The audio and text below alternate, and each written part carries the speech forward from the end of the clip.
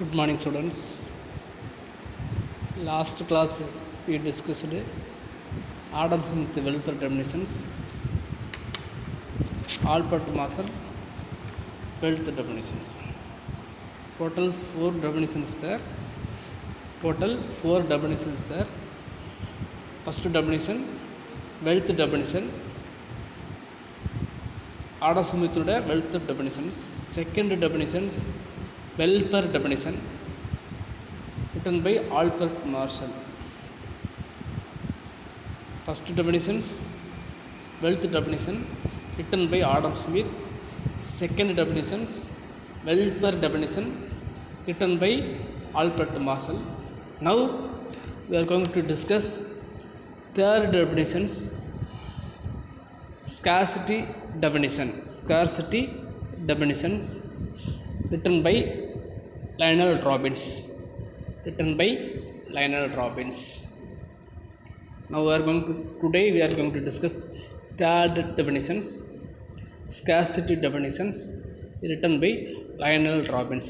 Scarcity means insufficient. Or பற்றாக்குறை. Lionel Robbins published a book on essay on the nature and signification of economic science. He published a book on essay on the nature and significance of economic science. Significant means importance. Economic science. Economics வந்து science சொல்லியிருக்காரு. ஒரு கட்டுரை எழுதியிருக்காரு, அல்ல essay எழுதியிருக்காரு. அது வந்து பொருளியல் அறிவியல் தன்மையும் அதன் சிறப்பு பற்றி ஒரு கட்டுரை எழுதியிருக்காரு. When 1932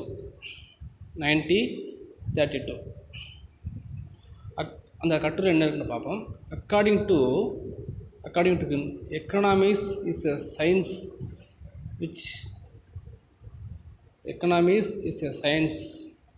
which studies human behavior as a relationship between ends and scarce means which have alternative uses. According to him, Lionel Robinson கூற்றுப்படி எக்கனாமிக்ஸ் இஸ் சயின்ஸ். எக்கனாமிக்ஸ் வந்து ஒரு சயின்ஸ்னு சொல்லியிருக்காரு.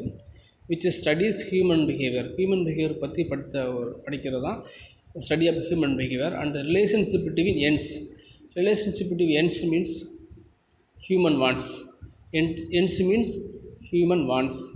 And scarce means insufficient or பற்றாக்குறை. Scarce means insufficient or பற்றாக்குறை. which have alternative uses. அவர் என்ன சொல்கிறாருன்னா, அவர் தேரியில் இருக்கிறாரு. அந்த தேரியில் வந்து எக்கனாமிக் சயின்ஸ்னு சொல்லியிருக்காரு. எக்கனாமிக்ஸியாக இஸ் சயின்ஸ் சொல்லியிருக்காரு. Which studies human behaviour. Economics என்ன அப்படின்னா,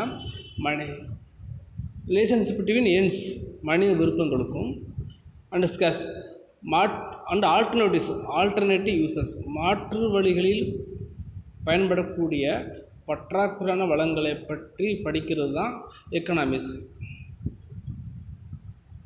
மனித விருப்பங்களுக்கு எண்ணற்ற மனித விருப்பம், அன்லிமிட்டட் வாண்ட்ஸ். ஸோ அந்த வாண்ட்ஸை வந்து மாற்று வழியில் பயன்படக்கூடிய பற்றாக்குறையான வளங்களோடு தொடர்புடைய மனித நடவடிக்கைகளை பற்றி படிக்கிறது தான் எக்கனாமிக்ஸ்னு சொல்லியிருக்காரு. யார் சொல்லியிருக்கா? Lionel Robbins. இது கொஞ்சம் டெஃபினேஷன் வந்து கஷ்டமாக இருக்கணும். ஆசிட்டிஸ் அப்படியே தான் படிக்கணும். நீங்கள் ஓன் எழுத முடியாது. அவங்க என்ன ஃபோக்கஸ் பண்ணியிருக்கீங்களோ அதை அப்படியே தான் நீங்கள் எழுதணும். So you should not right your own wish. The major features of Robbins definitions.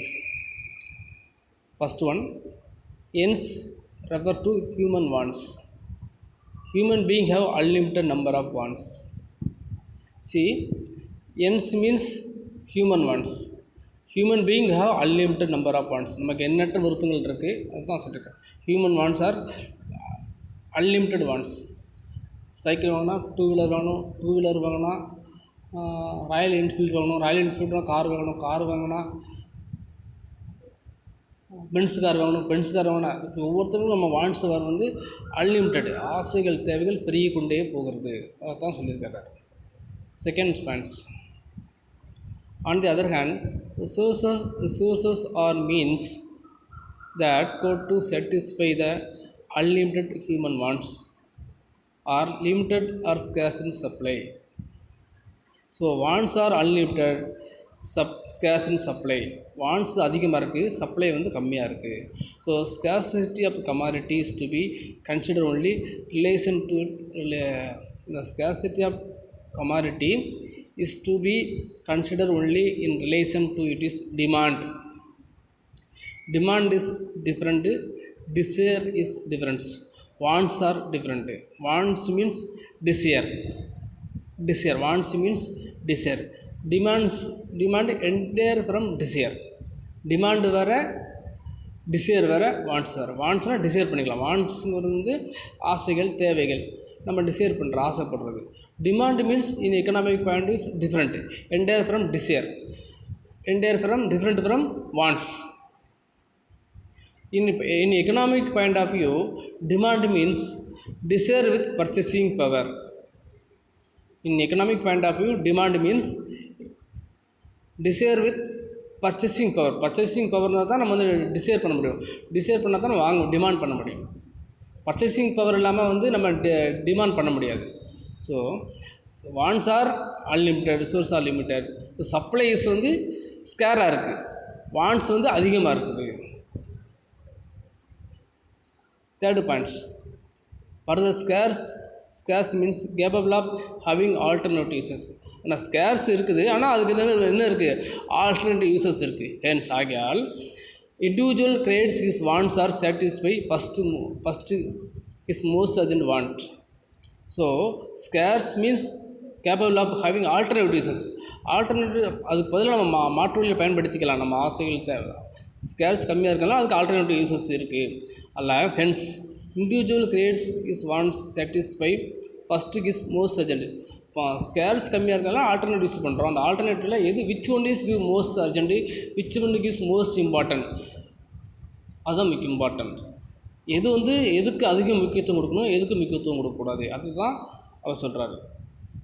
Which உங்கள்கிட்ட 1000 rupees இருக்குது, whether you have to pay school fees, whether you have to purchase dress, which one is most important, which one is most urgent, school fees. So இதுதான் அவர் சொல்லியிருக்காரு. Wants are limited, sources are limited.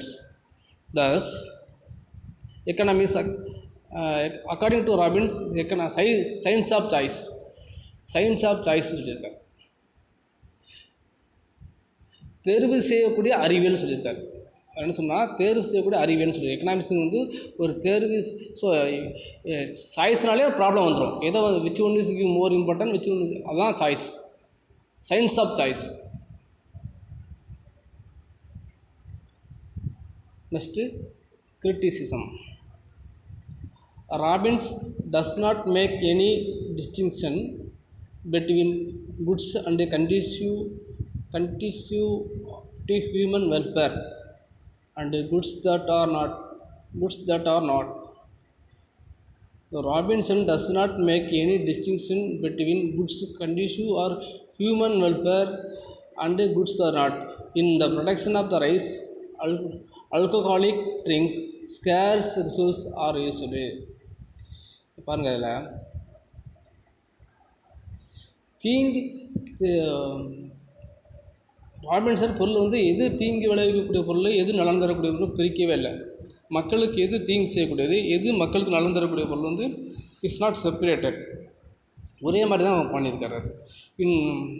In production of rice and alcoholics drinks scarce resources use. Resources கம்மியாக இருக்குது, ஆனால் உற்பத்தி பண்ணுறோம். ஆல்கஹாலையும் உற்பத்தி பண்ணுறோம், ரைஸையும் உற்பத்தி பண்ணுறோம். ஆனால் எது வந்து ஹியூமன் வெல்ஃபேர், ரைஸ் தான் ஹியூமன் வெல்ஃபேர். ஆல்கஹாலிக் வந்து ஹியூமன் வெல்ஃபேரா, ஹியூமன் வெல்ஃபேர் கிடையாது. So is not separated.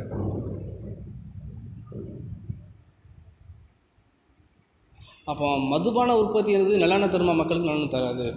So but the production of the rice promotes human welfare. Protection of the rices promotes human welfare.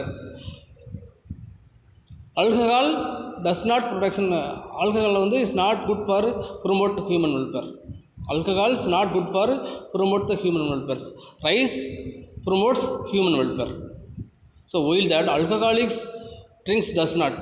However, Robbins concludes that economy is neutral between ends. Neutral betweens ஒரே முடிவை சமமாக தான் கருதாரு. அந்த welfare வந்து ஒரு welfare இல்லை, ரெண்டுக்கும் welfare ஒன்று சொல்கிறாரு. ரைஸும் ஆல்கஹாலிக்கும் வெல்ஃபேர்னு சொல்கிறார். வெல்ஃபேர்னு ஒரே முடிவாக இருக்குது, செப்பரேட் பண்ணல. Is not separated. எது வெல்ஃபேரான குட்ஸு எது நாட் வெல்ஃபேரான குட்ஸுங்கிறத அவர் செப்பரேட் பண்ணலை. So one of the criticism, one of the குறைபாடு இந்த அவர் தியரியில். அடுத்து economics deals not only in with the micro economics aspect resources. Economics deals not only with the microeconomics aspect of the resources, allocation and determination of the price of commodity, allocation and determination of the commodity. எவ்வளோ வளங்களை resource allocation பண்ணணும், ப்ரைஸை எப்படி தீர்மானிக்கிறது மட்டும் economics கிடையாது, micro economics. அது வந்து எப்படி பொருளை அலோகேஷன் பண்ணுறணும், டிட்டர்மினேஷன் ஆஃப் ப்ரைஸ் எப்படி விலையை தீர்மானிக்குங்கிறது வந்து என்ன ஆஸ்பெக்ட்டு, மைக்ரோ எக்கனாமிக்ஸ் ஆஸ்பெக்ட்டு. எவ்வளோ allocation of micro economics aspect resource of allocations, எவ்வளோ வளங்களாக அலோகேஷன் பண்ணணும். And determination of the price எப்படி பொருளை விலையை தீர்மானிக்கணும். Determination price of commodity, price of commodity ஒரு பொருளுக்கு விலையை எப்படி தீர்மானிக்க பண்ணுறது என்ன aspect, micro economics aspect.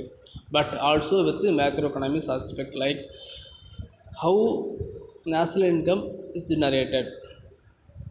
But Robbins reduces economics merely theory of resources allocations. அவர் வந்து என்ன சொல்கிறாருன்னா, மைக்ரோ எக்கனாமிக்ஸ் ஆஸ்பெக்டில் மட்டும்தான் பார்த்துருக்காரு, மேக்ரோ எக்கனாமிக்ஸ் ஆஸ்பெக்டில் அவர் பார்க்கல.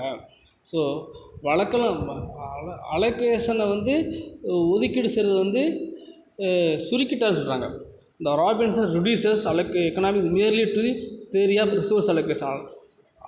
ரிசோர்ஸை அலோகேஷன் பண்ணுறத வந்து அவர் வந்து ரெடியூஸ் த எக்கனாமிக் மியர்லி ரொம்ப சுருக்கிட்டார். மைக்ரோ எக்கனாமிக்ஸ் ஆஸ்பெக்டில் மட்டும்தான் பார்த்துருக்காரு. It's not consider macro economics aspect. So அது குறுகிய நோக்கத்தை தான் பார்த்துருக்காரு. அவர் வந்து பெரிய ஒரு விரிவான நோக்கத்தோடு அவர் பார்க்கல. ஸோ அலோகேஷன் ரிசோர்ஸ் அலோகேஷன் பண்ணுறது வந்து ஒரு மைக்ரோ எக்கனாமிக்ஸ் ஆஸ்பெக்டில் தான் இருக்குது. It's not macro economics ஆஸ்பெக்டு.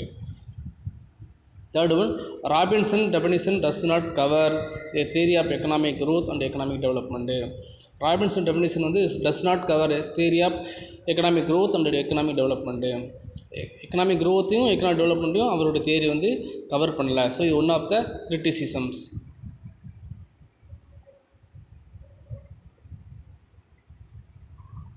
Thank you.